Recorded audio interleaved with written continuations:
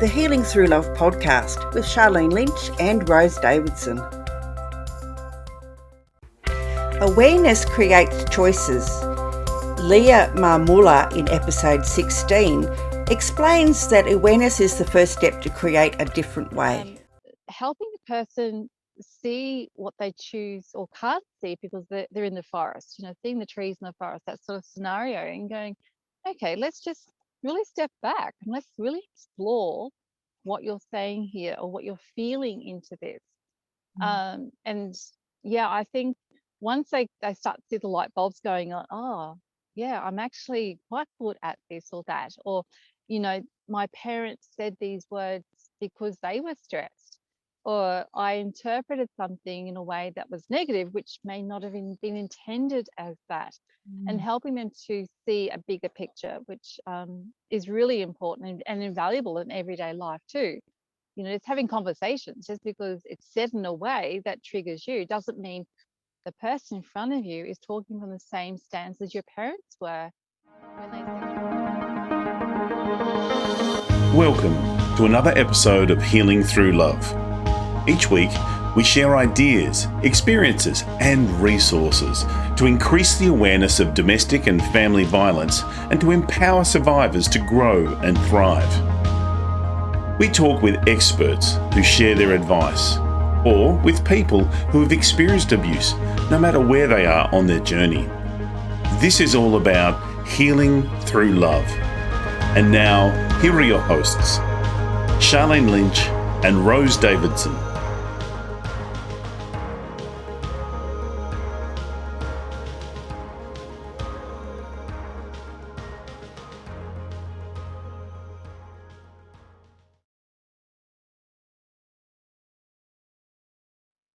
Welcome to the Healing Through Love podcast. I'm your host, Charlene Lynch from charlenelynch.com.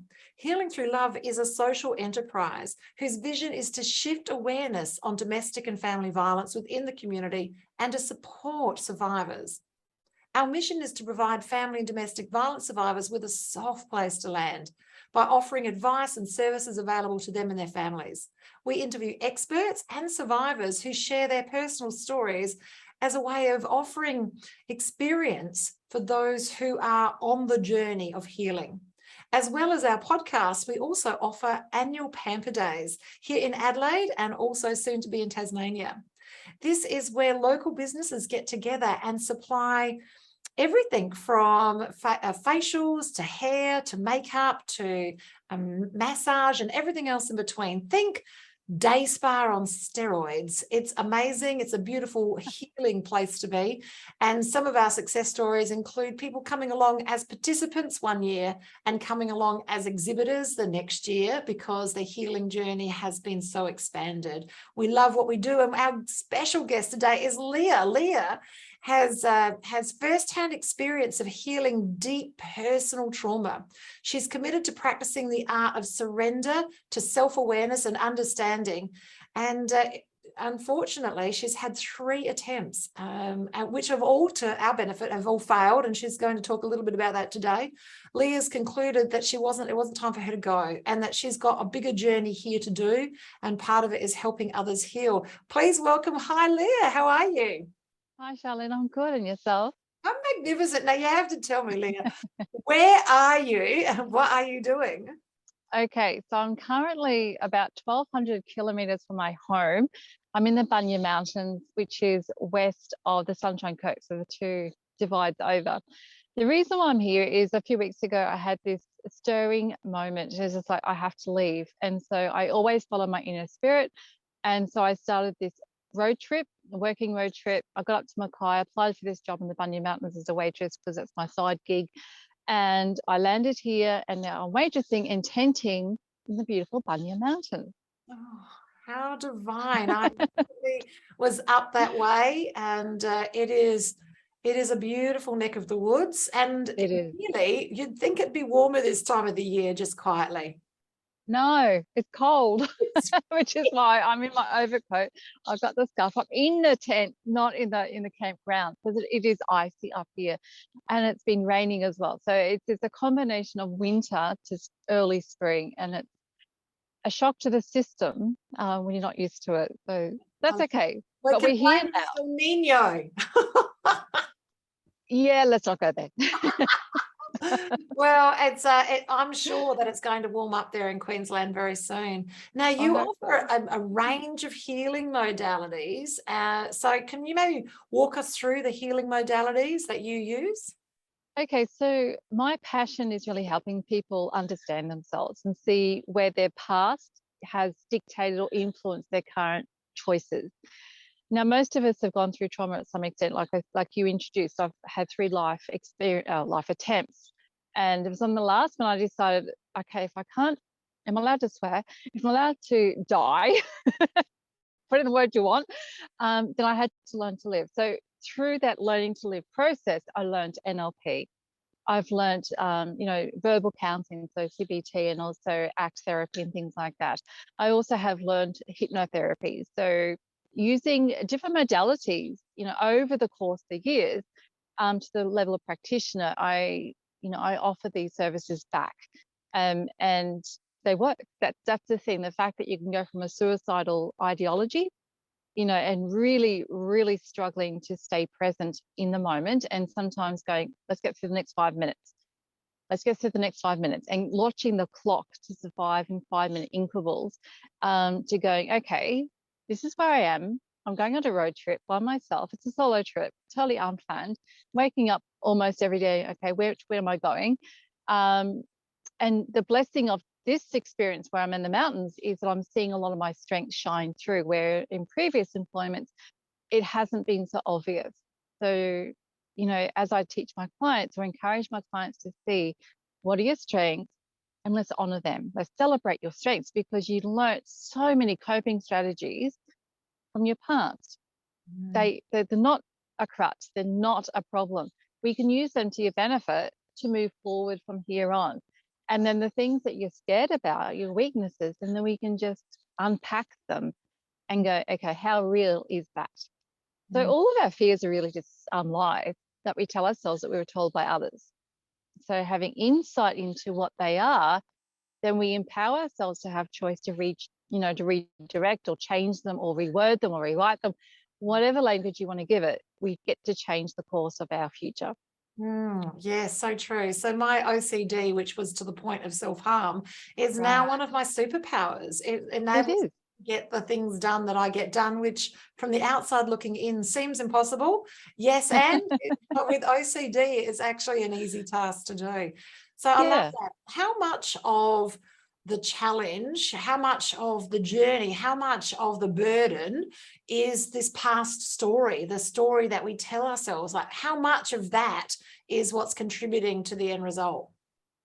I would say until one is willing to explore it, like really unpack the past, our childhood stories, teenage, early adulthood, even generational issues, the things that we learnt through our family story, we don't do this, or we do like this. The DNA stuff, the parents' experiences, the great-grandparents' experiences coming down through the DNA, going, okay, well, how much of it is it real to this era, to my life, to this now? And I would say in most of the cases, it has no relevance. One, because it's not ours.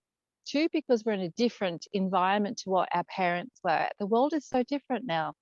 And even though it's the norm or the expected, because that's what we learned, that's our safe familiar, it doesn't make it right. It doesn't make it safe in the now. And that's when I started to go, oh, I actually have choice. I can change this. It was very confronting as well. And there was a lot of shame and guilt came up around, I'm co-creating this hell.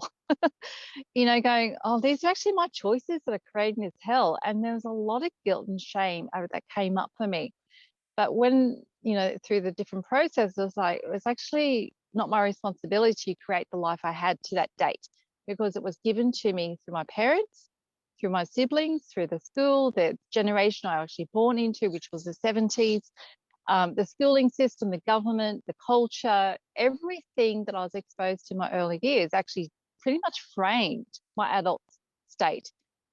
So although I felt shameful for co-creating a hell marriage, an existence I wasn't happy with, I was struggling against all the time, it was because deep down I knew I wasn't being true to myself.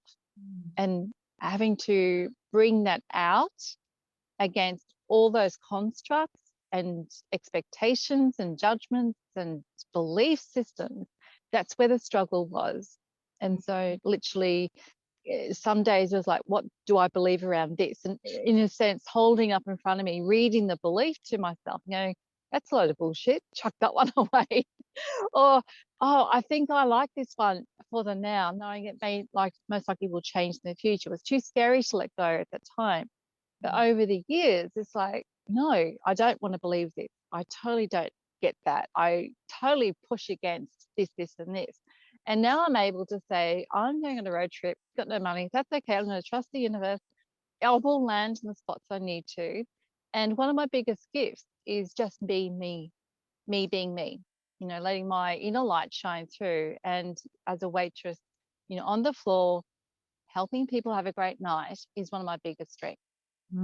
I love it. I love it. And, I've been through the journey myself as a recovered hoarder. I didn't know that my great-grandfather was a hoarder. And I didn't discover till very late in life that my father was a hoarder. So it's not like we saw the behaviors, and it's not like it was passed through the DNA. It's somehow through osmosis that these stories are retold through generation after generation after generation. And it's up to us to break those patterns. I love it. So which of the modalities that you use is your favorite? Do you have a favorite?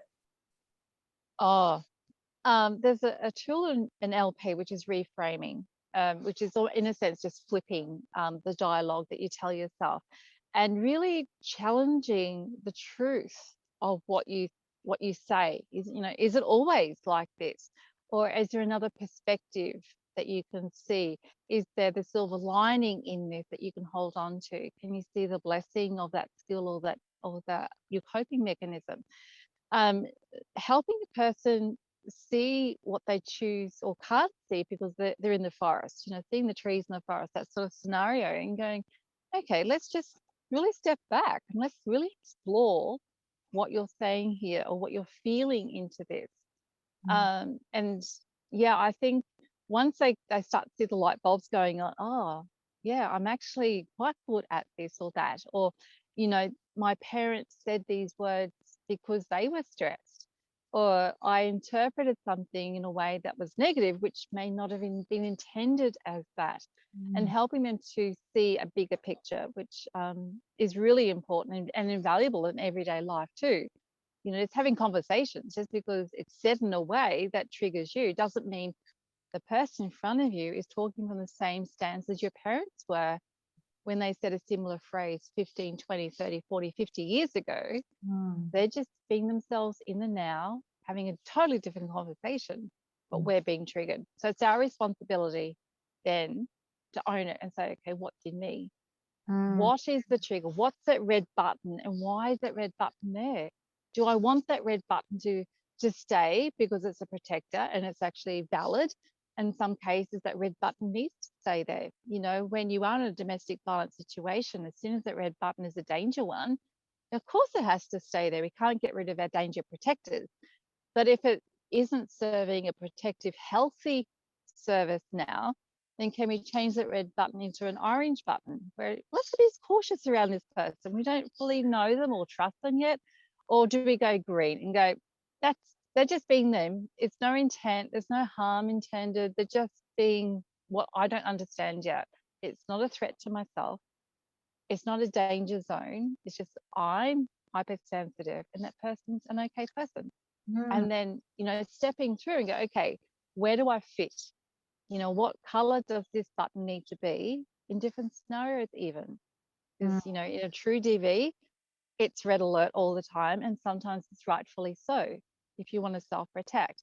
In a work situation where it's just conversation that could be banter, that could be misinterpreted because we're sensitive, then that's an amber and we have the opportunity to explore.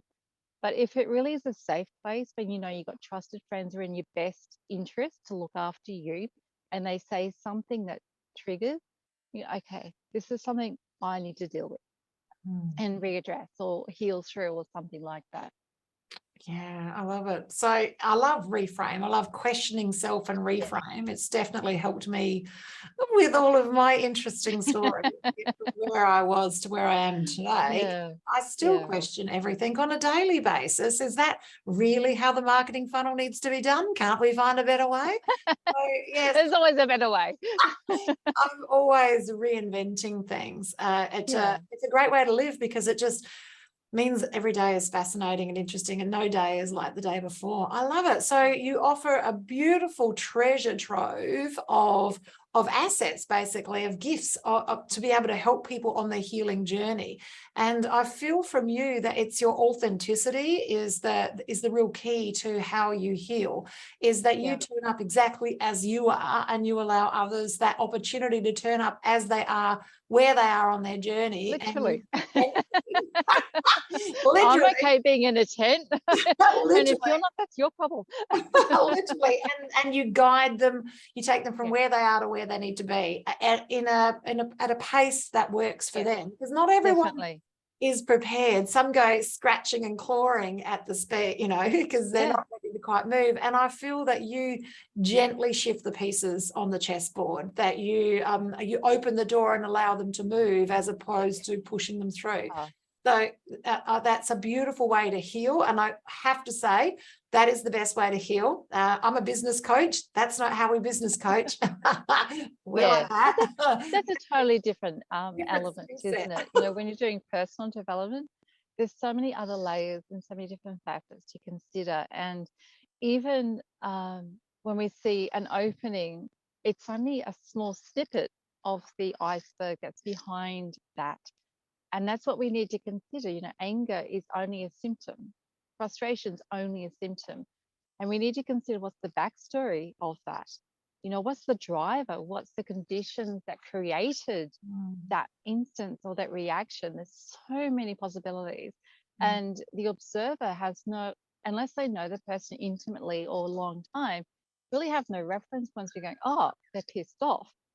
The next set of questions could be, why? What's going on, or what has happened for them to react this way? Instead of going, well, they're freaking idiot, blah, blah, blah, blah, blah, blah, blah, as we tend to do, get defensive and project onto the situation. But, okay, let's get curious. As Brené Brown says, let's get curious. Lean into the situation and go, okay, what's really going on here? And whose responsibility is it to support or to fix, fix being a very loose word, but address the issues. And we can only address ours. I love it. We cannot make another person change. As much as we'd love to, it just doesn't happen. It really doesn't happen. We can provide the environment and we can work towards manifesting it. But you know what? It's their journey and we can just hold space on every level and be perhaps an example of how we could be, how they might want to be. I'm just thinking of teenagers now. And they're the best example, really, because they are learning their feet. And many crossovers of significant life changes, it is that either the early childhood, the up to 7-year age, or that's the teenage years that are rebelling or grappling, because depending when the trauma happened or the series of years that happened, we know that we revert back to the age of significant event. So often we're dealing with people who are still childlike in their emotional coping mechanisms, or teenagers who are volatile and pushing their boundaries and owning their space and going, no, this is mine, just back off, and finding their place in the world. And so that's something to really consider. And just on that point, if I can, when I really started to look into particularly attachment theories and Erickson's style, reflecting back on the journey, I could see that I was a 2-year-old when I got married. So you can imagine, emotionally, mentally, I was a 2-year-old, because that was a defining moment happened at that age where emotionally I got stuck. And so I got married at 18. So the next 16 years or so, I was grappling how to be an adult in a 2-year-old mind. Of course, it didn't work. And once I had that insight, I'm going, okay, that makes more sense, why I was insecure, why I was really, really struggling with attachment, wanting attention, wanting, almost lusting after affections from anyone, choosing a partner that wasn't a good match, choosing a career that again wasn't a good match, or choosing, putting myself at risk, really, because I was grappling and, seeking affection or attention or a fitting in places that really was not going to match my now adult body. So that, the co-creation aspect of that, putting ourselves at risk unknowingly, because that inner child is stuck at a previous age, but they don't have enough skills and maturity and wisdom or insight and experience to go, no, this is not a healthy place to be. Yeah, it's complicated, and one story doesn't fit all, and we all have our own patchworks, like a mosaic of all of these pieces that we bring, and we hope at the end of the day it makes some sort of pattern that's pleasing to ourselves, not necessarily others. And I'm 56 and only now just getting married, so I thought I'd figure out life first and then get married, the other way around. And lucky, because I was very volatile early in on the piece, so this is the right way to do it for me. Wow, what does it look like working with you as a client? Is it all delivered on the online space? Because I can work internationally, definitely online. If again, because I'm traveling, unless we're crossing paths somewhere, because I do plan to go around New South Wales, Western and far west, New South Wales, Adelaide, Victoria later and early next year. But at the moment, yes, online. And surprisingly enough, hypnotherapy does work online, because it's still about holding space. And if you believe in the quantum space, I can still very much hold the individual, and I'm very good at seeing and feeling the story before they even recognize it in their own processing or in the hypnotic state. That's the other blessing I have, and I think that comes from people with trauma, is that we are so empathetic because we've had to read other people, we had to sense the environment so quickly and so early on. It's such an innate part of ourselves now that we can go, this is actually a safe or unsafe place, and how do I need to adapt, like the chameleon effect? What do I need to do with this person, in this situation, in this now, to go, I'm okay, I can protect myself. And then comes resilience. As an adult, we're so independent, we can do anything we want. Camping by myself in the middle of nowhere, and that sort of thing. Our coping strategies that we learnt as self-protection mechanisms as children certainly become our assets as adults if we can learn how to appreciate them and use them to our benefit. Yes, and yes, all of this is true. So how did you go then transitioning through COVID? Like, was it even an issue for you because you were already delivering online? I took it as a gift. I rewrote 2 of my books last year, so that was a really good space to just really sit for weeks on end. The previous year, it was a bit more challenging because it was so new to everyone, and it actually was a huge trigger for myself. Emotionally, it really brought up some demons. So I had the space to work through them, and that's when I did my counselling degree as well, because we had the time and the space, and that brought up even more trauma. Deep digging through counselling and attachment theory, Erickson developmental, really seeing the stages that I was screwed over through my childhood experiences and then my other experiences of life, and how they impacted, but then gave me the gifts at the same time. So COVID was a blessing for me personally. It was the time and the space to reflect and deep dive, but I lived by myself too, so I didn't have what other people had with interesting family dynamics or challenging situations. Financially, I'm a Scrooge, so again, that wasn't an issue so much for myself. It was a challenge, but it wasn't a real trigger. And so I'm blessed in so many different ways. Well, I choose to see them as blessings. Other people think you're an idiot, and I go, that's okay. That's your call. You can choose to see that. But it's just your opinion. Thanks for coming. I love it.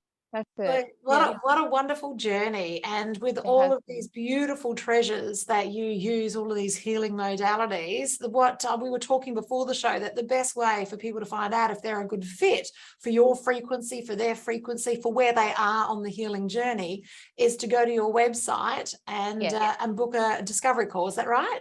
Yes. So there's quite a different options on the website. Even if the first touch is to join the community and get a feel for my writing style, because I'm very authentic and I'll talk about my own journeys with that. There is a free discovery option as well, where we can just talk on the phone or through Zoom if need be, and feel into each other. Where are we both at? As you said, are we a good fit? Are we energetically a good fit? Or you can just dive straight in and commit to looking at an issue or several issues over a couple of months. So there's certainly options. You can buy the books, the journal, so there's self-help options as well as supportive options available. I love it. It's a cacophony of healing. I love it. Yes, Like yes, a definitely. smorgasbord. Come to my smorgasbord. Yes, and take your pick, and then I'm there to help you support it through. I love it. I love it. So where your business is right now and where your life journey is right now, what do you think's that after rewriting the books and getting the next certificate, and what's next for you on your journey as this healer? That's an excellent question, because I really don't know. That's the honest truth. The reason why I'm here is because I was getting bored, basically. As life was getting a bit too monotonous for my adventurous side of me. And I said, okay, I'm just going to go. So what I'm seeing now, and the blessing of doing what I'm doing is, as a waitress in the mountains, is how good I am. And that's something I've always doubted. People would say, are you good at this? And I say, yeah, right, whatever. But now, because I'm curious about it, I'm going, I am damn good, and I'm hearing it and I'm seeing it and I'm feeling it. And that's the blessing. And I think most of us at any age, we don't really see ourselves because whatever reason, maybe society says you're not allowed to love yourself, you can't look after yourself, we can't praise ourselves because, the ego gets too big. But until we see our strengths for what they really are, how can we really give it to others too? Because we always hold back. We think, well, oh, we're not good enough, or we're inferior, or someone else is better. So the blessing, and this is why I'm curious as to where my next step will be, is I'm seeing how good I am, how much I really connect with customers and help them feel great. And no, waitressing is quite different to counseling, but it still is a connection service. It still is about being authentic and seeing the person where they're at and going, this is what you need. You need that little bit extra space. You've got a conversation going on that's private. I won't come near you. Or you have other people who just want to be pampered and go, okay, that's where you're at. I'll pamper you, I'll play with you, I'll banter with you and make your night fun. And so being able to respond to individual nuances in the moment is one of my greatest strengths. And whether it's in the counselling chair, on the floor, or even just people walking down the street, because I pick up so much. You go, this is where you're at. This is what you need, and I'm able to give it, so I will. It's a simple. I wish you were in Adelaide when we do our next session. So that's May next year. Well, I might be. Who knows? Just book amazing. me in. Maybe that's as simple as that. Just let's book it in, and I could be down there by May. So normally it's the domestic violence week. We do it on the same week, and usually we do a Saturday so that people that are working or people that are practitioners can still do their practice during the week and then take that day off. We look like we've found a location. We're just testing out the logistics of it. It is in Adelaide City, and it seems like a nice location. We're just testing out transport and those sorts of issues around having it in the city centre. But it looks like a nice location, and it's supported by the Wyatt Trust. So, and we love to do business with them because they really care, and their mission-based business to really make an impact on this planet. So we love it. Yeah. It's been a privilege and a pleasure to share your journey. I love it. This is healing on an expedition. It's an expedition of healing. Well, that's exactly it. And that was the choice. It was just like, I knew I was getting stagnant. I was getting bored. And it's just like, what better way to reignite the passion than getting out of your comfort zone? I love it. I love it. So, ladies and gentlemen listening today, our listeners, make sure you'll see the links above and below, depending if you're watching on Facebook or you're watching on YouTube or from the website or one of our podcast landing pages. Then you will see the link to actually jump on and have that discovery call and see if Leah is a good fit for you in your journey of discovery and your expedition to health. I love it.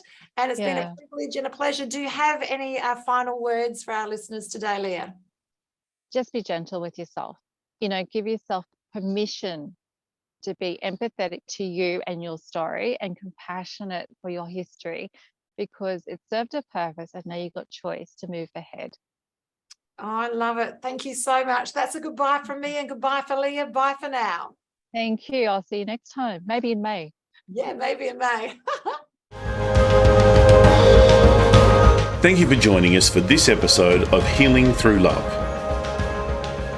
You can get further resources, see the show notes, or simply reach out to us via our website at htlaustralia.org. Thanks so much for joining us, and we look forward to your company next time on the Healing Through Love podcast.